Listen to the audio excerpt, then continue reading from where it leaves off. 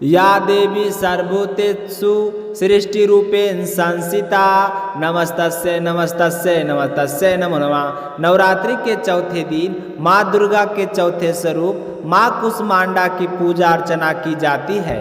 हल्की और मधुर मुस्कान से उन्होंने ब्रह्मांड का सृजन किया, इसी कारण उन्हें कुष्मांडा माता के नाम से जाना जाता है। माँ को कुमरे की भेंट सर्वाधिक प्रिय मानी जाती है, इसी वजह से उनके नाम के साथ यह विशेषता जुड़ी हुई है। इस दिन की पूजा में सबसे पहले कलश की स्थापना और पूजन करना अनिवार्य है। पूजा के लिए हरे रंग का आसन प्रयोग करने से विशेष फल प्राप्त होते हैं। माँ कुष्मांडा को लाल वस्त्र, लाल फूल और लाल चूड़ियाँ अर्पित करनी चाहिए। उनके समक्ष जल और पुष्प चढ़ाना अत्यंत शुभ माना जाता है। ऐसा करने से माँ अत्यंत प्रसन्न होती है और उनके आशीर्वाद से घर के सभी सदस्य स्वस्थ और सुखी रहते हैं।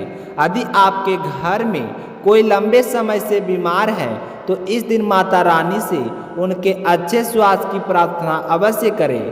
पूजा के दौरान श्रद्धा भाव से भोग अर्पित करें। अपने सामर्थ्य के अनुसार माता को फल और पुष्प भेंट करें और पूजन के बाद हलवा या मालपुए का भोग जरूर लगाएं। व्रत रखने वाले भक्त इस दिन माता की व्रत कथा अवश्य सुने। कथा के पश्चात दुर्गा सप्तशती का पाठ या श्रवण भी किया जा सकता है। अंत में घर के बड़े बुजुर्गों का आशीर्वाद लेकर प्रसाद बांटना चाहिए। माँ कुष्मांडा को योग और ध्यान की देवी भी है। इन्हें अन्नपूर्णा माता का रूप भी माना जाता है। कहा जाता है कि माँ पूजा अर्चना से पेट की बीमारियों से मुक्ति मिलती है और बुद्धि और ज्ञान की वृद्धि होती है। कौशल और स्मरण भक्ति शक्ति में सुधार होता है और हर प्रकार की मनोकामनाएं पूर्ण होती है। अब आइए सुनते हैं माँ कुष्मांडा का स्रोत और उसके बाद उनकी व्रत कथा। कुष्मांडा माता की जय हो। मैं उस माता कुष्मांडा की वंदना करती हूँ जो सभी कार्यों को पूर्ण करने वाली है, जिनके मस्तक पर अर्धचंद्र है, जो सिंह पर विराजमान हैं और 8 भुजाओं में यश और वैभव प्रदान करने वाले हैं। अस्त्र शस्त्र लिए हुए हैं और माता कुष्मांडा ही सूर्य को अपनी ऊर्जा प्रदान करती है। वे हमारे शरीर के अनाहत चक्र में निवास करके इसे बल और स्थिरता देती है। वे दुर्गा माता का चौथा रूप है, जिनके 3 नेत्र हैं और अपनी 8 भुजाएं हैं। में उन्होंने कमंडल, धनुष बाण, कमल, कलश, चक्र और गदा धारण किए हुए हैं। पीले वस्त्रों से सुशोभित उनकी मुस्कान मंद और कोमल है। उनका श्रृंगार मंजीर, हार, केवरू, किकनी और रत्नों से किया गया है। मैं माता कुष्मांडा के चरणों पर का ध्यान कर उनकी वंदना करती हूँ। उनके गाल कोमल और सुंदर है। उनका प्रत्येक अंग अत्यंत कोमल और स्नेहपूर्ण है। उनके मध्य में स्थिर नाभि उनके रूप और भी आकर्षक बनाती है।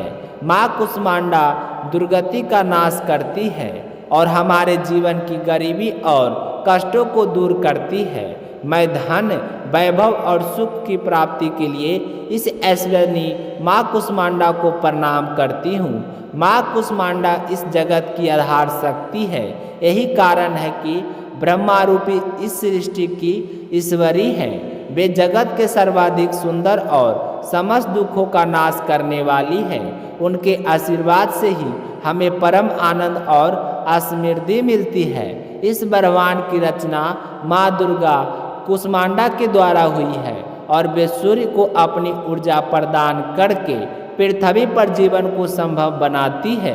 सूर्य की किरणों को अन्न की प्राप्ति होती है और शरीर निरोगी रहता है। जो भक्त सच्चे मन से माँ कुष्मांडा का स्रोत पढ़ता या सुनाता है और उनका ध्यान करता है, उसकी काया निरोग और ऊर्जावान रहती है। बोली कुष्मांडा माता की जय हो। अब अपने सुनते हैं व्रत कथा। शास्त्रों के अनुसार जब सृष्टि का कोई निर्माण नहीं हुआ था, तब एक छोटा ऊर्जा का गोला उत्पन्न हुआ। वह गोला धीरे धीरे फैलकर एक नारी के रूप में प्रकट हुआ वह नारी और कोई नहीं बल्कि माता कुष्मांडा थी। इसी प्रकार उन्होंने सृष्टि की रचना की। उनके नाम में ही सृष्टि का भाव समाहित है। माँ कुष्मांडा ने सृष्टि रचना के बाद 3 महान देवियों का जन्म दिया।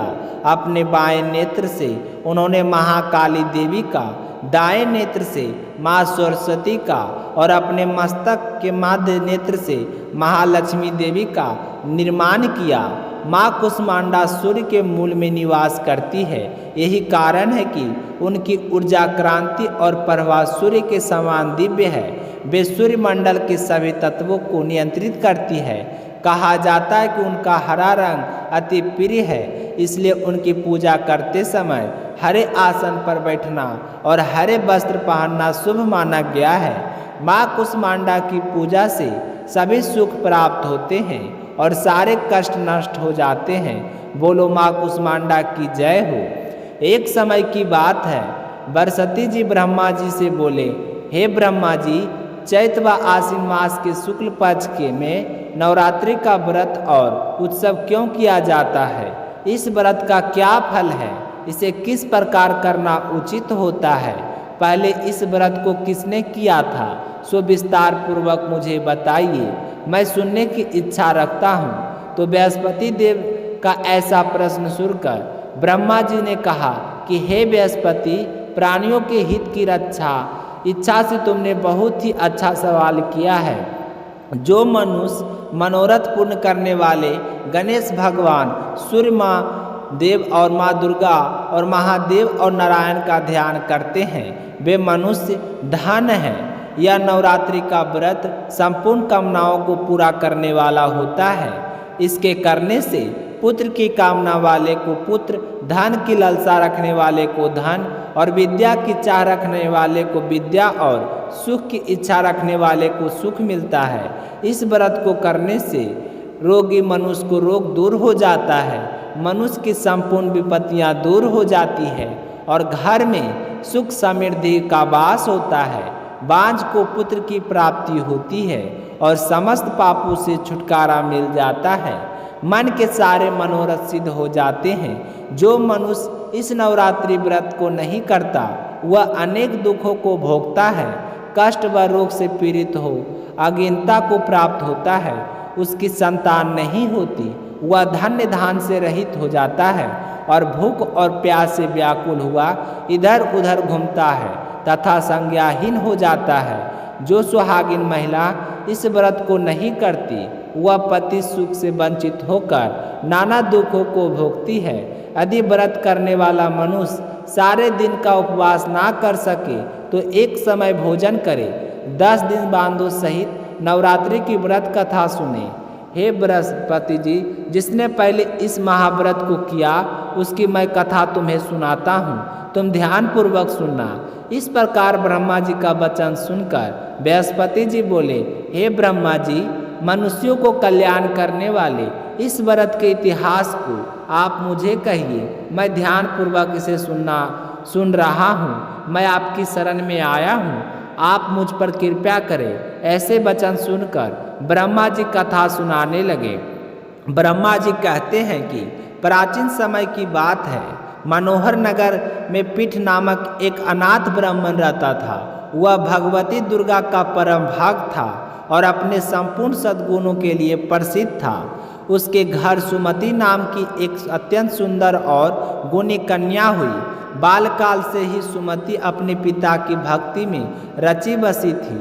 वह रोज अपने पिता के हवन में उपस्थित होती और पूजा का हिस्सा बनती। एक दिन ऐसा हुआ कि सुमति अपनी सहेलियों के साथ खेलने में इतनी व्यस्त हो गई कि उसने हवन में भाग लेना भूल गई।